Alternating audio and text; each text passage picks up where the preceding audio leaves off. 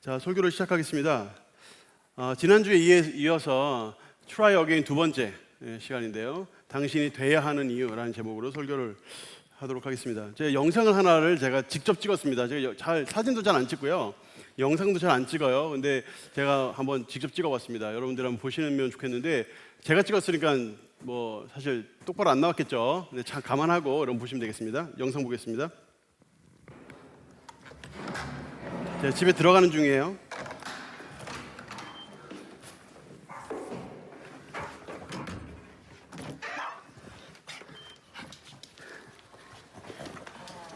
그림.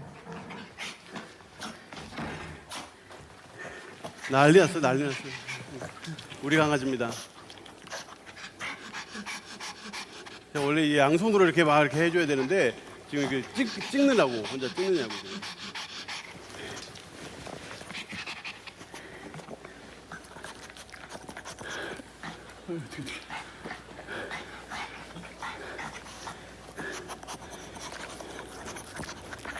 네, 우리 강아지. 네. 자, 우리 강아지예요. 예쁘죠? 우리 집에 언제 지금 2달쯤 됐나? 한 달쯤 됐나? 그랬을 거예요. 네. 저희 강아지 우리 이름은 크림, 하얗다 그래가지고 크림이라고 부르고 있는데 어떤 것 같아요, 여러분? 크림이가 뭔가 이야기하는 것처럼 들리지 않나요? 반가워 왜 이제 왔어 막 이런 소리가 들리는 것 같지 않아요? 우리 강아지인데 그 강아지를 키우시는 분들은 그 기쁨을 잘 알죠. 애완동물, 반려동물이라고 부르는데 한번 사진도 한번 보여주시겠어요? 강아지들 사진 이런 강아지를 키우면 참 뭐랄까요? 굉장히 사랑받는 느낌이 들거든요. 이런 강아지들이 굉장히 사랑 많이 줘요. 또 고양이들도 그렇고요. 여기 혹시 강아지 키우시는 분 손 한번 들어볼까요? 많이 계시네요. 고양이 키우시는 분 손 한번 들어볼까요? 고양이도 많이 계시네요. 네, 좋습니다. 네. 이제 보통 강아지를 키우시는 분들이 뭐라고 얘기하냐면 강아지를 키운다는 것은 스위트한 말을 하는 친구와 함께 사는 것 같다 이렇게 이야기를 보통 해요. 그러니까 이제 강아지들이 보통 이제 나간다 그러면 잘 다녀와 하면서 막 쫓아와가지고 인사하는 것 같고 들어오면 반가워가지고 막 어쩔 줄 모르고 그리고 뭐 이렇게 혼자 시무룩하게 있거나 혼자 있으면 이제 와가지고 장난 걸고 이러는 거 보면 참 좋은 친구를 두는 것 같은 그런 느낌이 들어요. 강아지만 그런 게 아니라 고양이도 물론 그렇죠.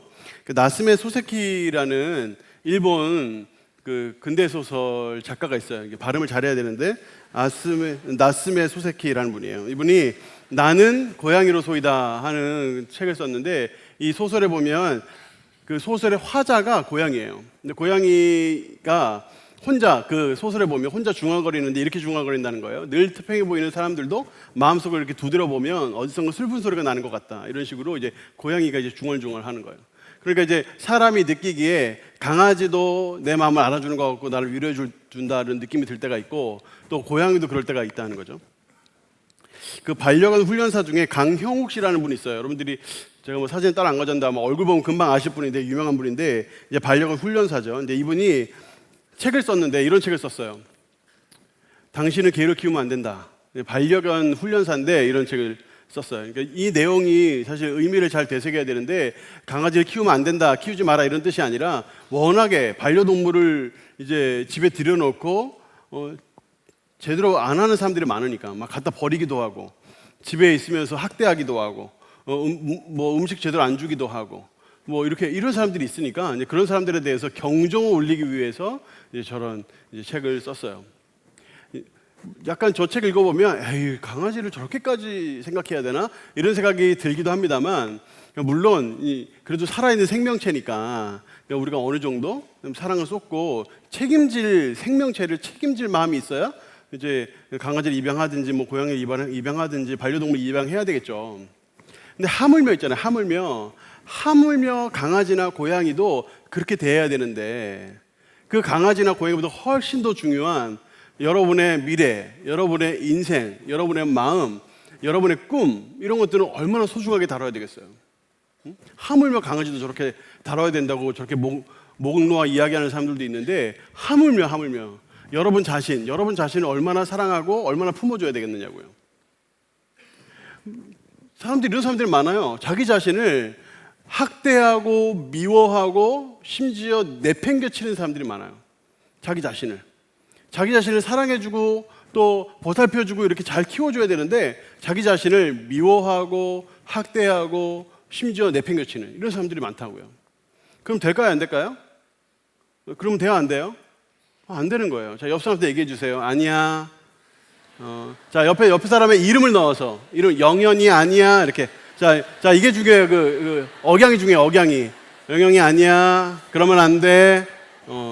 제가 크림이 교육할 때 그렇게 하거든요. 크림이 안 돼. 크림이 그러면 안 돼. 이렇게. 여러분 자존감이라는 말 들어봤어요? 자존감이 없는 사람들이 항상 어떻게 생각하냐면 나는 안 된다 이렇게 생각을 해요. 나는 안 된다.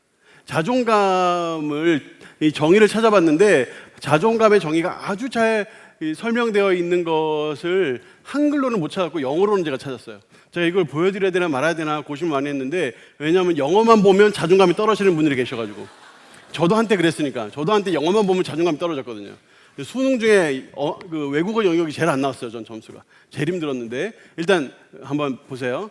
Your self-esteem, 이 self-esteem이 자존감이거든요. Your self-esteem is how you feel about yourself. 그러니까 너 자신에 대해서 어떻게 느끼는가가 바로 너의 자존감이야 이런 뜻이에요.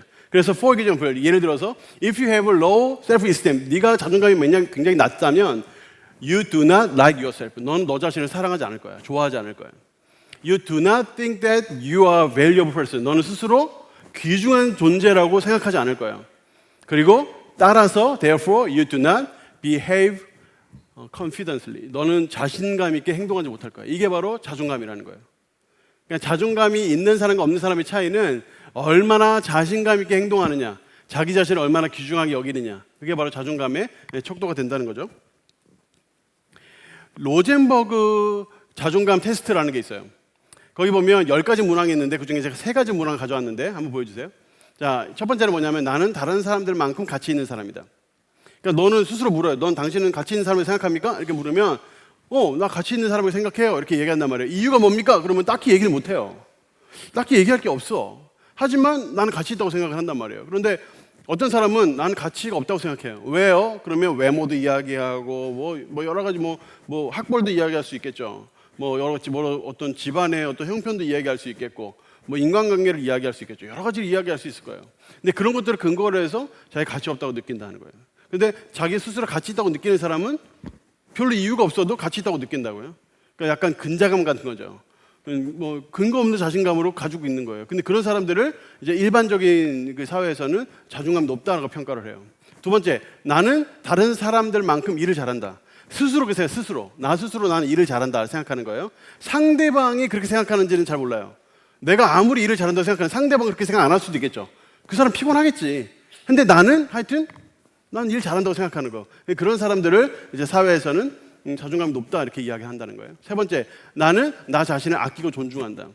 다른 사람이 아끼고 존중하는 건 상관없어요. 내가 나 자신을 아끼고 존중하는 거. 이렇게 보면 이 자존감이라는 것이 뭔가 이 자기 자신을 얼마나 이제 사랑하고 얼마나 뭐 좋아하냐 이런 것의 어떤 척도로 그 사회에서 보는 이 자존감을 그렇게 볼 수 있는 것 같아요. 그런데 진짜 진정한 자존감이 뭐냐는 거예요. 진짜 진정한 자존감. 정말 자존감이 강자는 어떤 사람이냐? 무조건 나 스스로에게 만족도가 높다고 해가지고 자존감이 높은 건 아니에요. 그런 사람들 중에서도 굉장히 자존감이 낮은 사람들도 많아요.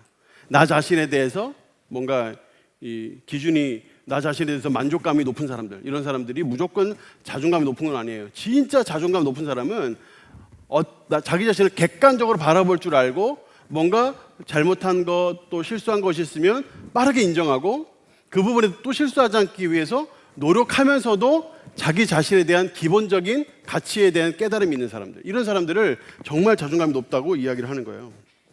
뭐 예를 들어서 이런 거죠. 그럼 뭔가 안 좋은 이야기를 듣거나 어떤 충고를 들었을 때 객관적으로 자기 자신을 평가하면서도 동시에 긍정적이면서 적극적인 생활 태도로 임하는 사람들, 이런 사람들을 진정한 자존감의 강자라고 이야기할 수 있는 거예요. 자, 예를 들어서 이런 거예요. 제가 지난주에 설교했잖아요. 제가 보통 설교를 하면 몇 명에게 피드백을 받아요. 몇 명에게 목사님 뭐 설교 좋았어요. 이런 면에서 설교 좋았어요. 감사합니다. 이런 식의 피드백을 제가 한번 설교하면 몇 명에게 받거든요. 그런데 지난주 설교하고 나서 이번 한 주간 동안에 제가 동신교회 와가지고 설교했던 어떤 설교보다 가장 많은 피드백을 받았어요. 가장 많은 사람들이 저한테 연락을 해서 그동안보다 어떤 때보다 가장 많은 사람들이 저한테 전화해서 자기가 2020년을 시작하는데 사실 별 느낌 없이 별 생각 없이 시작을 했는데 목사님 말씀을 듣고 정신이 번쩍 들었다. 2020년을 한번 제대로 시작해보겠다 하는 식의 피드백이 굉장히 많았어요. 저로서는 상당히 당황스러웠는데 왜냐하면 저는 지난주 설교가 정말 힘들었거든요. 전 설교하기가. 정말 잔소리 같지 않게 하려고 혼내는 것처럼 하지 않게 하려고 애를 쓰면서 몇 번 쓰고 지고 몇 번 하면서 겨우겨우 만들어내면서도 설교를 하면서도 힘들더라고요. 그래서 제가 보통 설교하면 제가 설교가 한 번 다시 보면서 실수한 거 또 잘못한 거 한 번씩 체크하는데 제가 아직 제 설교를 지난주 설교 아직 못 봤어요. 제가 못 보겠더라고요. 자신감이 없어요. 자존감이 떨어졌나? 하여튼 못 보겠더라고요. 근데 하여튼 그런 많은 피드백을 제가 받았어요. 지난주에. 심지어 어떤 팀에서는 목사님이 저렇게 호통을 안 쳐주시면 누가 우리에게 호통을 치겠느냐. 그 호통을 듣는 시간이 좋았다. 정말 호통 치는 것처럼 들리지 않게 하려고 노력을 그렇게 했는데 호통을 치는 것 같은 그런 느낌을 받았다. 근데 그것을 좋게 받아주니까 이게 아포스톨의 수준인가? 이런 생각이 들었어요. 누군가가 잘못을 딱 지적했을 때 사실 지난주 설교는 듣기 좋은 설교는 아니었어요. 7가지나 여러분들이 실망하고 실패하고 좌절하고 넘어지는 이유를 7가지나 나열을 했으니까 그 7가지를 들으면서 누가 기분이 좋겠어요. 근데 그 7가지를 들으면서 어떤 사람은 자기 자신을 돌아보고 내가 나의 어떤 부분을 바꿔야 되겠다 마음 먹고 그렇게 긍정적으로 생각하는 사람이 있었다는 거예요. 근데 그런 사람들은 발전하는 거예요. 그러면서도 나는 그래도 하나님 앞에 가치가 있다. 난 하나님 앞에서 그래도 존귀한 사람이다 하는 기본적인 이 자신감을 깔고 그리고 자기 자신에 대한 잘못된 것들을 또 다시 한번 돌이켜야 될 것들을 생각하면서 다시 한번 시작하는 이런 사람들이 많으면 많을수록 그만큼 발전하는 거예요. 근데 얘기를 듣고 그래 난 이거밖에 안 되지 나는 관도 다 때려쳐 나 못하겠어 이런 식으로 포기를 한다거나 또는 들으면서 난 이만하면 충분해 난 저런 소리 들을 필요 없어 나는 저런 소리 안 들을 거야 라고 생각하는 이 두 부류의 사람 모두 다 자존감이 높다고 얘기할 수 없어요. 진짜 자존감이 높은 사람은 기본적인 자기 자신에 대한 어떤 기본적인 존경이 있어요. 스스로 귀중히 아끼는 마음. 그런 마음이 기본적으로 있으면서도 어떤 그런 얘기를 들으면 이런 부분에 대해서 내가 바꿔야 되겠다 해서 갱신하고 다시 일으키는 그런 삶. 그런 사람들을 사는 사람들이 성장하고 발전하는 거예요. 그러니까 여러분들이 스스로 생각하기에 나는 자존감이 높은가 안 높은가 하면 다음과 같은 3가지 질문을 지난주 설교에 근거해서 한번 세워보시면 좋아요.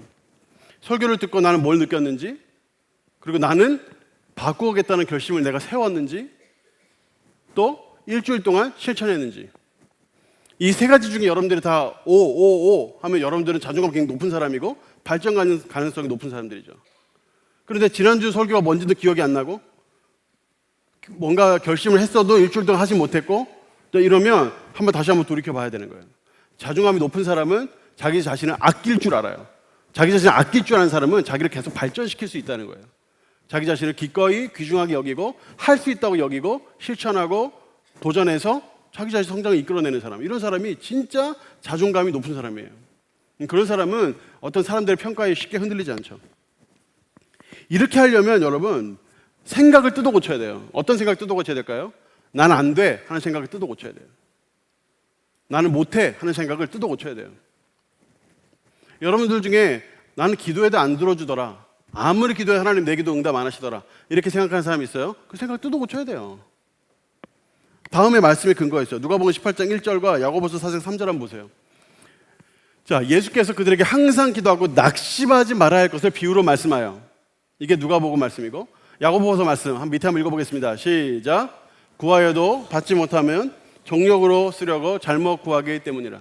이 2가지 말씀에 근거해서 내가 기도할 때 내가 지금 정욕으로 구하고 있나? 내 욕심으로 구하고 있나? 아니면 내가 하나님이 원하시는 거 구하고 있나? 돌아보면서 끈질기게 끊임없이 기도하는 사람, 이런 기도해도 안 되더라 이런 생각을 뜯어 고쳐야 돼. 이런 말씀에 근거해서 하나님 내게 재능도 별로 안 주셨고 하나님 나에게 별로 이렇게 좋은 집안도 안 주셨고 그러니까 난 못해 이렇게 생각하는 거, 이런 생각을 뜯어 고쳐야 돼요. 신명기 8장 16절 말씀 한번 보세요. 여러분, 이는 다 너를 낮추시고 너를 시험하셔서 마침내 너에게 복을 주시기 위해서. 이 마침내까지 못 가는 사람들이 많아요. 마침내까지 못 가요. 앞에 하나님께서 낮추시고 시험하시는 것은 마침내 복을 주기 위해서인데 그 마침내 복을 주는 것까지 못 간다고요. 그 앞에서 다 실패하고 넘어지는 거예요. 난 안 돼, 난 안 돼. 그런 생각을 뜯어 고쳐야 돼요. 그 생각을 뜯어 고치는 거는 지금 이 자리에서 바로 해야 돼요. 바로. 집에 가서 해야지, 일주일 후에 해야지. 못해요. 평생 못합니다. 지금 뜯어 고쳐야 돼요. 지금. 여러분, 저는 2020년 맞이하면서 바쁘니까 나는 못해 하는 생각을 뜯어 고치기로 했어요. 여러분, 여러분 중에서도 아마 저보다 바쁜 사람 많겠지만 저도 많이 바빠요. 근데 바빠서 제 개인적인 시간을 내기가 쉽지가 않아요. 말씀 준비할 시간도 쉽지 않고 잠잘 시간도 없는데 이런 생각을 항상 한단 말이에요. 그래서 나 스스로의 발전을 위해서 내가 또 하나님과 더 가까이 가거나 또는 내가 이 세상을 살아가면서 더 하나님께 귀하게 쓰임받기 위해서 준비해야 되는 것들 있잖아요. 그런 것들을 자꾸 차일피일 미뤄왔어요. 제가 2020년 이제 시작하면서 그 생각을 완전히 다 뜯어 고치기로 했어요. 최소한 하루에 1시간 이상을 내서 나의 개발을 위해서 사용하겠다 맘먹고 시간을 들여서 목표를 7가지를 세워서 매일 노트에 한 번씩 적으면서 계속 하루하루에 실천을 하려고 애를 쓰고 있어요. 지난 금요일에 금요일폭 마치고 집에 돌아가서 그때 이제 보통 설교를 쓰는데 설교가 너무너무 준비가 안 되더라고요. 그래서 새벽 4시까지 썼어요. 토요일 새벽 4시까지. 토요일 새벽까지 4시까지 쓰니까 그날은 도저히 못 하겠더라고요. 그래서 그날은 못 했어요. 그렇다고 제가 좌절했을까요? 아니에요. 그 다음날 아침에 일어나서 또 다시 한번 제 목표를 7가지 노트에 다 적고 꼼꼼하게 다 적고 그리고 그날 밤에 어젯밤에 그대로 다 실천하고 잤어요. 어떻게든지 간에 한번 시작하면 끝까지 가는 거. 하나님 앞에 내가 이 생각을 뜯어 고치겠습니다. 하나님 도와주세요. 매일 기도하는 마음으로 내 목표 한 번씩 다 적고 그리고 그걸 실천하는 거.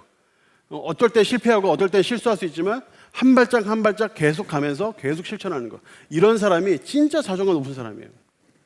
그런 사람이 돼야 돼요. 그런 사람이. 여러분도 그렇게 할 수 있어요. 그런데 성경에서는 뭐라고 말씀하냐면 성경에서는 우리에게 반드시 된다 그래요. 너는 반드시 되는 사람이라고. 안 된다는 소리 하지 마. 반드시 돼. 반드시 된다고 말씀하세요. 왜 어떻게 그렇게 말씀하시는지 제가 지금부터 말씀드려 볼게요. 자, 이사야서에 보면 오늘 본문은 이사야서인데 이사야서에 보면 이사야 6장 1절에 이사야가 하나님께 부름받는 장면이 나와요. 여러분 이사야는 되게 특별한 경험이 있는 사람인데 하나님을 만난 사람이에요. 하나님 직접 만난 사람. 하나님 직접 만난다는 건 정말 위대한 경험이에요. 보세요. 우시야 왕이 죽던 해에 내가 봤는데 이사야가 봤는데 주께서 높이 들린 보좌에 계시고 그 옷자락에 성전이 가득한 하나님을 직접 만나는 경험을 지금 이사야가 하고 있어요. 이게 위대한 경험이잖아요. 여기에 대한 반응이 어땠을 것 같아요, 여러분? 베드로와 야고보와 요한이 변화산에서 예수님이 하나님으로 변화되는 걸 보고 그 앞에서 모세와 엘리야가 대화하는 것을 보고 놀랬거든요. 거기에 대한 베드로의 반응이 물론 하나님의 임재 때문에 두려워했죠. 두려워하면서 베드로의 반응이 뭐였냐면 주님 여기다가 초막 3개를 짓고 집 3개를 짓고 여기에 평생 살면 좋겠습니다. 여기가 너무 좋습니다. 이렇게 고백을 했거든요. 그럼 이사야는 어떻게 고백했을 것 같아요? 이사야가 하나님 만나고 나서 이렇게 고백했어요. 5절에 화로다 나여 망하게 되었도다. 이렇게 고백했어요. 왜요? 그 이유가 보니까 나는 입술이 부정한 사람이고 또는 또 나는 입술이 부정한 백성 중에 거주한다. 그러니까 나는 지금 망했다. 이렇게 고백했어요. 너무 반응이 다르죠? 베드로는 하나님과 함께 있는 이곳이 얼마나 좋습니까? 평생 있읍시다. 이렇게 이야기했는데 이사야는 화로다 나는 망했다 이제 이렇게 고백했다고요. 그 이유가 뭐냐고. 그 이유가 한마디로 말하자면 이사야가 자존감이 낮아요. 왜 낮냐면 이때 당시에 지금 보세요. 아까 읽었듯이 1장에 1절에 읽었듯이 우시야가 죽었잖아요. 이사야가 선지자가 하는 일이 뭐예요? 왕이 하나님의 뜻대로 살아가도록 돕는 게 선지자가 하는 일이에요. 그런데 왕이 모든 권력과 정권을 다 가지고 있는데 모든 정권과 권력을 다 가지고 있으면서 하나님 원치 않는 방식으로 간다. 그러면 선지자가 종교적으로 또 정치적으로 힘을 발휘해서 그 왕이 제자리로 오도록 왕을 견지하는 역할을 하는 사람이 바로 선지자예요. 또 선지자가 백성들을 잘 가르쳐서 그 백성들이 우상 섬기지 말고 하나님만 섬기고 하나님만 사랑하며 살아가도록 그렇게 이끄는 사람이 이사야가 하는 일이에요. 그런데 이사야가 아무리 해도 안 되는 거예요. 우시야는 그래도 하나님을 잘 섬긴 왕이거든요. 근데 그가 죽은 다음에 그의 아들 요담, 그의 아들 아하스 이런 사람들이 하나님 제대로 안 섬겨요. 우상 섬기고 악한 왕이 돼가는 거예요. 그런데 이사야가 나름대로 선지자로서, 유능한 선지자로서, 학자 중에 학자로서 계속적으로 힘을 발휘하고 노력을 하는데 돼야 안 돼요? 안 되는 거예요. 백성들은요, 지멋대로 살아가는데 뭐 아무리 해도 안 되는데 뭐 그런 고심들을 이사야가 계속 하고 있는 거예요. 그래서 이사야 1장부터 쭉 보면 얼마나 하나님께서 진노하시는지에 대한 설명들을 쭉 하고 있어요. 이사야가 아무리 해도 안 되는 거예요. 게다가 지금 이사야는 북이스라엘이 망하는 걸 봤어요. 북이스라엘이 아수르에게 짓밟히는 거 봤어요. 왜 짓밟혔어요? 북이스라엘 하나님 뜻대로 안 사니까. 우상 섬기고 하나님 제대로 안 섬기니까 하나님이 진노하셔가지고 북이스라엘 망했다고요. 그 망하는 거를 이사야가 두 눈으로 똑똑히 봤어요. 무슨 생각할까? 아, 지금 남유다도 저렇게 될 텐데. 게다가 저 아수르가 굉장히 잔인한 민족이에요. 그때 당시 이 고대 근동의 그 지역들을 전 세계라고 할 수 있는 그 지역을 다 아수르가 지배했거든요. 근데 그 아수르가 얼마나 잔인하냐면 전쟁을 해가지고 포로를 잡잖아요. 그러면 아기 벤 여인을 데려다가 산채로 아기 배를 갈라서 태아를 끄집어내 죽이는 일을 했다고요. 뭐 벽에 뭐 시체 박고 이런 건 당연하고 껍질 벗겨 죽이고 이런 짓을 했다고요. 이런 짓을. 그러니까 전쟁도 하기 전에 겁먹도록 너희들 나오고 전쟁하면 이 정도 감수해야 돼 하는 것을 모든 지역을 점령해 가면서 그런 아주 잔인한 짓을 했다고요. 근데 그 아수르가 남유다까지 내려와 가지고 포위를 하니까 성을. 그러니까 이사야가 알죠. 지금 이대로 가면 안 된다는 거. 나라가 지금 돌이켜야 된다는 거, 회개해야 된다는 거 알죠. 선지자로서 해야 되죠. 그런데 아무리 부르짖고 이야기를 해도 백성들이 돌아오진 않는 거예요. 그러니까 그에게 있어서는 저것은 나는 입술이 부정한 백성 중에 난 거주하고 있다. 이것이 엄청난 컴플렉스예요. 엄청난 자기의 자존감을 막 바닥으로 막 떨어뜨리는 너무너무 힘든 순간인 거예요. 그러니까 그가 하나님 만났을 때 내가 부정하고 내가 연약하고 내가 부족하고 내가 아무리 해도 안 되고 내 백성들 남유다 백성들은 다 지멋대로 왕들도 다 지멋대로 망했구나 이렇게 생각하는 거예요. 망했구나 생각하는 그 순간에 하나님께서 어떻게 하시는지 보세요. 6절 7절인데 그때 그 스랍 중 하나가 부젓가락으로 제단에서 집은 바 핀 숯 그를 손에다 가지고 와가지고 내게로 날라와서 그것을 내 입술에 댔다. 여기서 스랍이란 말은 천사란 뜻인데 그 입술에 대니까 그러면서 이렇게 선언하시는 거죠. 보라, 이것이 내 입에 닿았으니 내 악이 제하여졌고 내 죄가 사하여졌다. 딱 이렇게 되니까 이때 이사야의 반응이 하나님께서 그 핀 숯으로 내 입술에 대시며 나로 죄를 용서해 주시는구나. 입으로 말하는 사람이잖아요. 입으로 말하는 사람. 그 하나님께서 내 입을 사용하시겠구나 하는 희망을 얻어요. 희망을 얻고 그의 그 다음 반응이 8절에 나옵니다. 같이 한번 읽어보겠습니다. 시작. 내가 또 주의 목소리를 들으니 주께서 이르시되 내가 누구를 보내며 누가 우리를 위하여 갈꼬 하시니 그때 내가 이르되 내가 여기 있나이다 나를 보내소서 하였더니 바로 이게 이사야의 반응이에요. 그러니까 이사야는 이때부터 어떤 사람이 되냐면 물론 하나님의 심판과 하나님의 진노를 예언해요. 동시에 함께 예언하는 것이 바로 희망의 노래예요. 희망의 노래. 다 안 된다고 하고 안 되는 상황이지만 그 가운데 실패와 좌절이 가득하고 안 된다는 소리가 가득한 그곳에서 된다고 부르짖는 사람, 희망의 노래를 하는 사람, 그런 사람으로 바뀌는 거예요. 좌절과 불행이 계속적으로 있습니다. 그 이후에도 있어요. 오늘 본문, 우리가 읽은 본문이 이사야 43장인데 이사야 43장은 바벨론에 의해 멸망될 것을 기본으로 깔고 예언된 말씀이에요. 그러니까 이 말씀이 너무나 바벨론이 지금 점령하는 거는 벌써 한 200년 후거든요. 그러니까 꽤 오랜 시간이 지난 다음에 있을 일을 이사야가 200년 전에 보고 예언을 하고 있는 거예요. 그러니까 그 본문을 보고 많은 학자들이 이거는 예언해가지고는 알 수 없는 거다.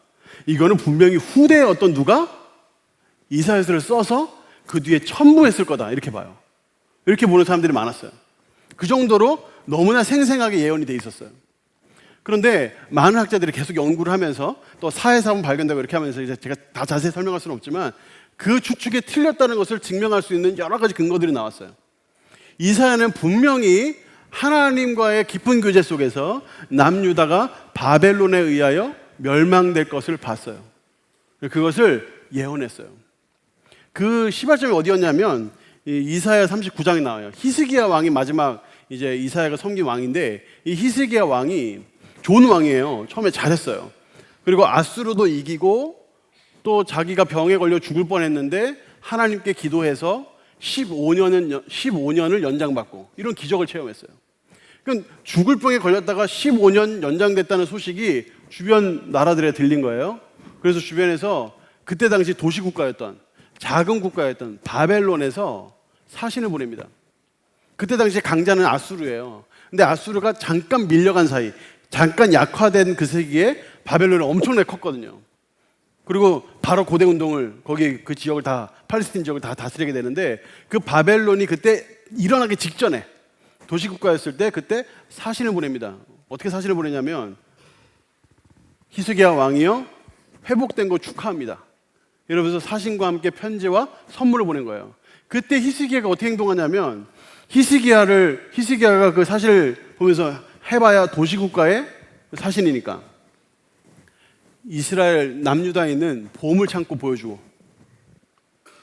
군사 창고 다 보여주고, 그러니까 전력을 다 노출해 버리는 거예요. 히스기야가 그때 엄청나게 교만했어요.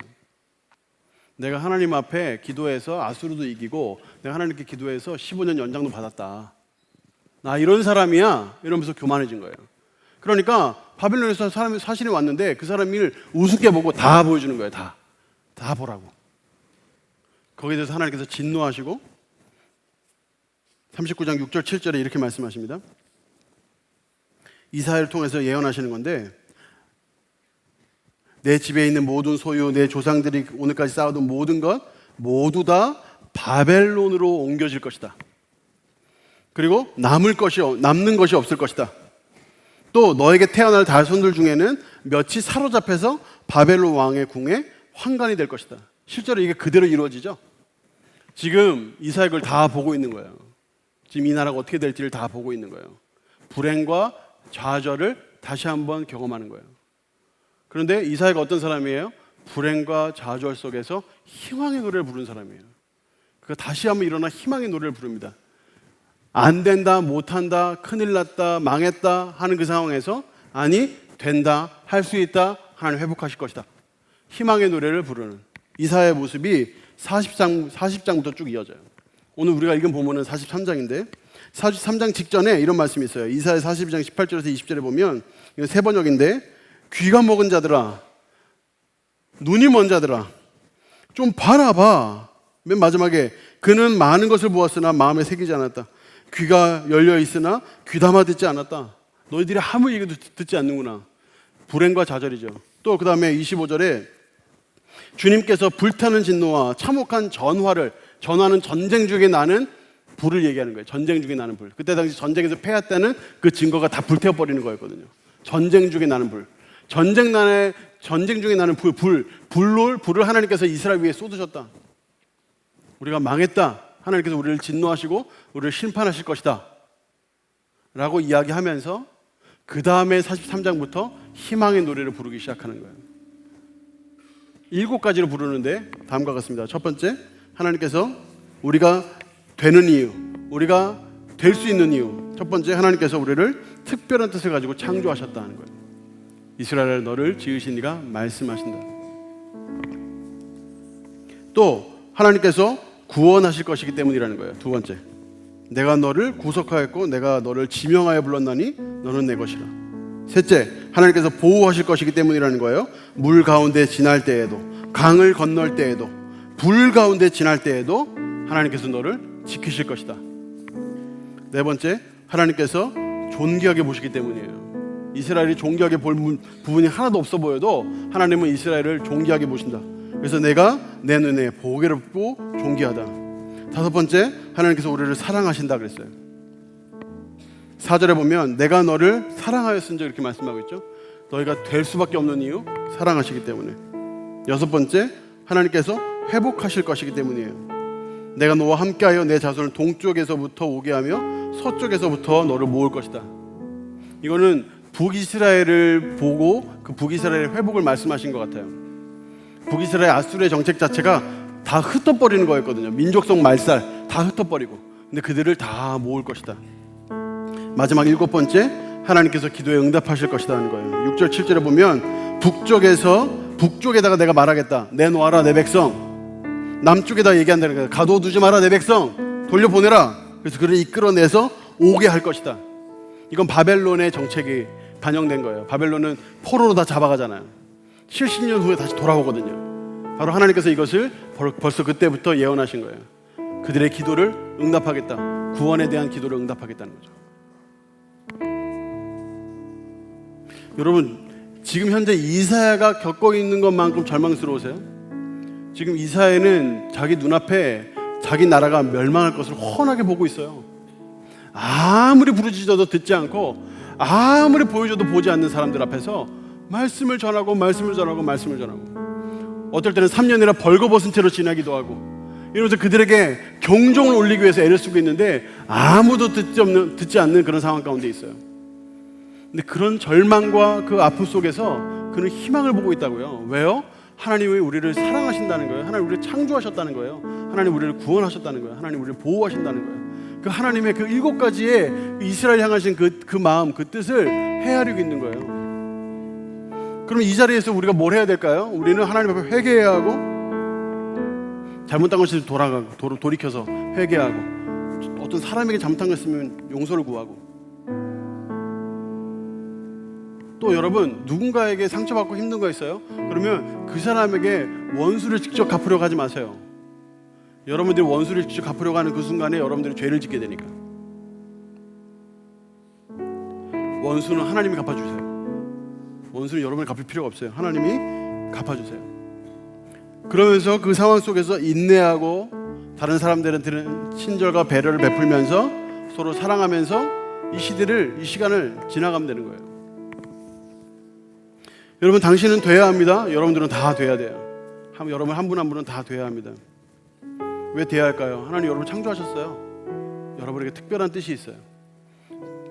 나는 해도 안 될 거야 하는 식의 자조 섞인 말을 하는 존재로 하나님 여러분들을 창조하지 않으셨어요. 여러분들은 끊임없이 발전할 수 있고 하나님께서 여러분에게 주신 것들이 많아요.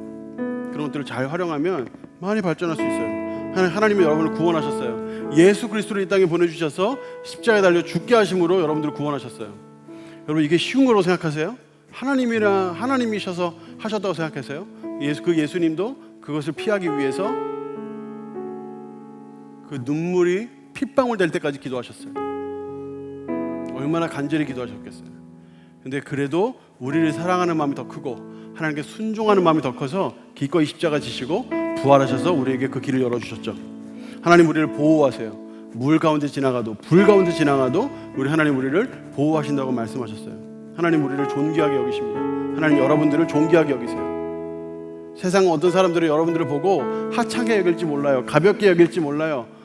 그러나 하나님은 여러분들을 사랑하세요. 우주 만물을 창조하시고 온 세계의 왕이 되신 우주의 왕 되신 그 하나님께서 여러분들을 사랑하세요. 그러니까 허리를 펴고 어깨를 펴고 고개를 드세요. 하나님은 여러분들을 사랑하시는데 끝까지 사랑하시고 자신의 아들까지 내어주실 정도로 사랑하세요. 그 아들까지 내어주신 이가 뭘 못 주시겠어요? 하나님이 여러분들을 회복하실 거예요. 낮추시고 시험하시지만 결국에 일으켜서 회복하시는 분이 우리 하나님이시니까 이 순간이 끝이라고 생각하면 안 돼요. 하나님은 여러분들을 되게 하실 거예요. 그리고 여러분의 기도에 응답하실 거예요. 여러분 중에 꼭 내가 바닥을 치고 있다 이렇게 생각하는 사람이 있어요? 바닥을 치고 있다. 바닥을 치는 정도가 아니라 땅 파고 들어가는 것 같다. 어디까지 들어가야 되는지, 어디 나라까지 떨어져야 되는지 모르겠다 이렇게 생각하는 분 계세요? 여러분 그 순간에 이 사실을 기억하세요. 여러분의 그 나라까지 떨어지는 그 순간이 여러분에게 위대한 기반이 되는 순간이 될 거예요. 하나님께서 내 인생에 높은 빌딩을 짓기를 원하시는구나 그렇게 생각하십니다. 땅을 깊이 파면 깊이 팔수록 높은 건물을 지을 수 있는 법이에요. 하나님께서 여러분들에게 그와 같은 고난을 허락하시는 이유는 여러분들을 죽이려고 해서가 아니에요. 여러분으로 하여금 하나님을 바라보게 하시기 위해서요. 이유 없는 고난이 없습니다, 여러분. 그런데 고난 없는 성공도 없어요. 여러분들 고난을 당하고 있고 어려움을 당하고 있다면 그건 다 이유가 있는 거예요. 하나님의 계획이 있는 거예요. 그러니까 그 순간에 좌절하거나 넘어지거나 꺾이지 말고 버티고 서서 내가 할 수 있는 일들을 해야 돼요. 여러분들 하나님의 영광을 위해서 20년 후에 어떤 사람이 되고 싶습니까? 제가 이제 생각나는 대로 아무거나 얘기해 볼게요. 만약에 여러분들이 좋은 상담가가 되고 싶다면, 마음으로 어렵고 마음이 힘들고 하는 사람들을 여러분들이 대하는, 그들을 살려내는 사람이 되고 싶다면 지금부터 시작하세요. 여러분 주변에 아픈 사람이 누가 있는지, 그 사람들에게 어떻게 대해야 그 사람을 회복할 수 있는지, 상담에 관련된 책들은 어떤 것이 나왔는지, 또 어떤 책들이 또 많은 사람들에게 영향을 끼치는지, 이런 것들을 보면서 그와 관련된 책들을 읽어가면서 지금부터 시작하세요. 혹시 여러분 중에 나는 평신도로서 복음을 많이 전해서 하나님의 영광을 위해서 하나님의 사랑을 전하는 사람이 되어야 되겠다, 그렇게 생각하는 분 계세요? 그러면 지금부터 시작하세요. 여러분 주변에 예수님 안 믿는 사람들 있잖아요. 예수님 모르는 사람들 있잖아요. 그런 사람들에게 지금부터 복음 전하는 거예요. 그거는 10년, 20년 후에 할 게 아니에요. 지금 할 거예요. 근데 여러분들이 20년 후에 어떤 사람이 되고 싶다, 그러면 그 20년 후에 해야 되겠다는 것을 지금부터 하면 돼요. 여러분 중에 난 사업을 해서 돈을 많이 벌어서 하나님의 나라를 위해서 돈을 많이 쓰고, 또 특별히 우리 주변에 돈이 없어서 공부 못하는 사람들, 생활이 어려워서 힘든 사람들을 도와줘야 돼, 이렇게 생각하는 분 계세요? 돈을 많이 벌고 싶다. 그러면 지금부터 여러분 주변에 어떻게 도움이 필요한 사람들이 있는지를 한번 돌아보세요. 덜덜금하시고 필요한 곳에 흘려보내면서 작은 금액이라도, 작은 돈이라도 누군가를 어떻게 도우시길 생각하는 거예요. 그걸 지금부터 하는 거예요. 여러분 중에 정치가가 되고 싶어하는 사람이 있어요? 그러면 지금 정치에 관련된 책들을 읽어나가셔야죠. 여러 가지 고전들을 읽어나가셔야죠. 플라톤의 국가 이런 거 읽어야죠. 정치에 관련된 책들을 읽어가면서, 또 요즘 사람들 어떻게 정치하는지, 또 그 사람들은 어떤 식으로 하고 있어서 백성들의, 또 사람들의 또 마음을 무겁게 하는지, 어떤 사람들이 사람들의, 백성들의 마음을 시원하게 하는지 관찰할 수 있잖아요. 지금부터 하는 거예요. 지금부터 하나님의 영광을 위해서 사람을 살리고 키우고 고치는 사람을 여러분 하기를 원하시면, 그 무엇이 됐든 20년 후에 내가 어떻게 살아야 되겠다 고민을 하시면 그걸 지금부터 하는 거예요. 그래서 여러분 훈련하셔야 돼요. 훈련 받아야 돼요. 훈련. 기본적으로 동신교회에서 하는 훈련들은 여러분의 신앙을, 기반을 까는 것들이에요. 여러분들이 아주 든든한 기반 위에서 여러분의 인생을 세워갈 수 있도록 아주 기본적인 것들이죠. 어떻게 일주일에 새벽을 한 번도 안 깨우면서 기도를 그렇게 안 하면서 하나님께 귀하게 쓰임받을 수 있다고 생각을 해요? 여러분, 그건 자존감이 아니에요. 그건 교만이지. 어떻게 여러분 훈련을 안 받고, 말씀 안에 훈련을 안 받고 이 땅에서 꼭 필요한 사람으로 살겠다는 생각을 해요? 여러분들이 훈련받지 않으면, 여러분의 기본적인 기반을 닦지 않으면, 여러분 아무리 집을 세워도 그 집이 모래 위의 집처럼 쉽게 흔들릴 수밖에 없어요. 여러분의 인생에 부흥이 필요하지 않아요? 여러분 인생에 부흥을 해야 돼요. 여러분 앞에 하나님께서 귀하게 쓰임받는 인생을 살려면 여러분 부흥해야 돼요. 부흥. 여러분의 개인의 부흥, 신앙의 부흥을 한번 생각해 보세요. 내가 내 신앙을 이렇게 세우려면, 리바이벌 다시 살리려면 어떻게 해야 되는가? 그걸 고민해 보세요. 여러분 주변에 부흥이 필요한 사람이 없습니까? 그 사람들을 위해서 기도하세요. 영향을 미치세요. 친구가 됐든 부모님이 됐든 동생이 됐든 누가 됐든 영향을 미치세요. 그 사람이 부흥할 수 있도록. 교회 부흥을 위해서도 기도하고, 성교의 부흥을 위해서 기도하고. 여러분 부흥이 필요해요. 부흥. 그리고 여러분 순종하세요. 순종. 하나님 앞에 뭔가 주어지면 바로 그 자리에서 즉시 기쁘게 순종해야지. 순종. 여러분 이건 순종이 아니에요. 저는 제가 할 건데요, 한 일주일 후에 할게요. 마음이 동하면 할게요. 좀 더 여건이 되면 할게요. 뭐 기회가 오겠죠. 뭐 다음에. 그거 순종 아니에요. 하나님께 뭔가 말씀이 주어졌고 그 말씀이 내 마음에 왔다면 그 말씀을 실천하기 위해서는 걸어야 돼요. 여러분의 가장 소중한 걸 걸어야 돼요. 하나님의 말씀에 순종하기 위해서 애누리 없이 자꾸 이거 깎아내고 저 깎아내고 하지 말고, 애누리 없이 순종하기 위해서는 뛰어들어야지. 그래야 여러분의 2020년이 살아요. 그렇게 하는 것이 여러분의 미래, 여러분의 꿈, 여러분의 인생을 아끼는 법이에요. 그렇게 사는 사람만 2020년을 가치 있게 보석처럼 보낼 수 있어요. 여러분은 결국 될 거니까 여러분 안에 안 돼, 나는 못해 하는 생각을, 그 생각을 다 싸잡아다가 쓰레기통에 던져버리세요. 쓰레기통에 쳐넣어. 그리고 하나님 앞에서 나는 된다 하는 믿음을 가지고, 하나님 나를 창조하시고 나를 구원하시고 나를 보호하시고 하나님 나를 사랑하시고 하나님 나를 반드시 회복하실 것이고 하나님 내 기도에 응답하실 것이다 하는 믿음을 가지고 하나님 앞에 나아가세요. 근데 그런 사람이 이 땅에서 하나님께 귀하게 쓰임받는 청년이 되는 거예요. 예수께서 보여주셨던 그 적극적인 삶을 따라가세요. 세 가지를 기억하세요. 훈련, 부흥, 순종. 여러분 훈련 받으시고 여러분의 개인과 주변의 사람들의 부흥에 기여하시고 힘쓰시고 하나님께 순종하시는 거예요. 이 세 가지를 여러분 하시면 여러분의 2020년이 살아날 거예요. 이전에 없었던 한 해가 시작이 되는 거예요. 2020년이 다 지났을 때 여러분이 얼마나 많이 발전했고 얼마나 많이 변했으며 내가 얼마나 하나님 앞에 귀하게 쓰임받고 있는지를 여러분 분명히 발견하게 될 거예요. 여러분 적당히 2020년 보낼 생각은 꿈에도 하지 마세요.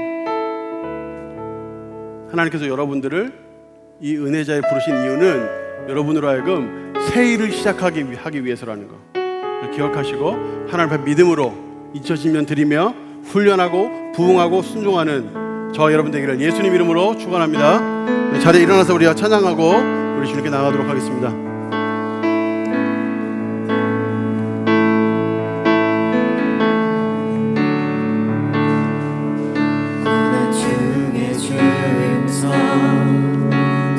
없다 해도 참된 진리 되신 주 나는 못 뛰네. 폭풍이 몰려와도 험한 길을 간대도 믿음의 두 손 들고 주실래. 내게 행하신 그 놀라우리 생명 주신 주를 기억하네.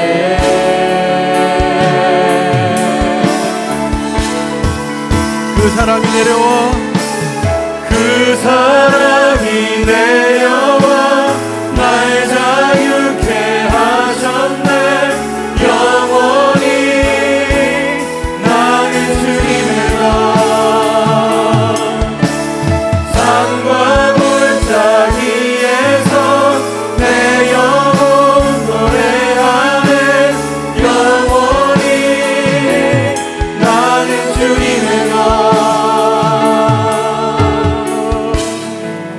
주의 약속이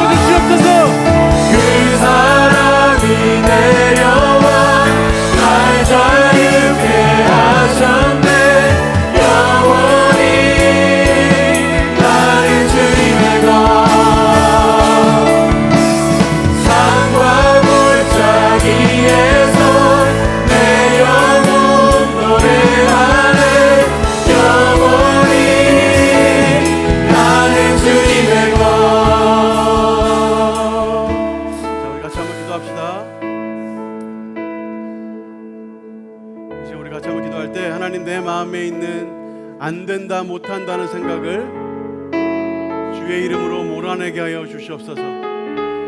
계속 사단은 내 옆에 와서 너 작년에도 못했잖아, 재작년에도 못했잖아, 너 같은 게 뭘 할 수 있겠어 하는 생각, 하나님 이 시간 내 마음을 발붙이지 못하도록 이 시간 밀어내게 하여 주시옵소서.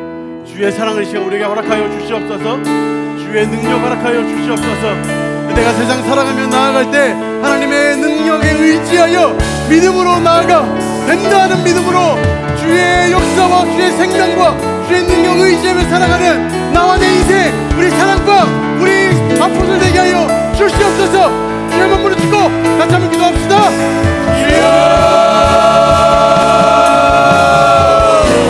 하나님 이 시간 우리에게 주의 사랑을 부어 주시옵소서.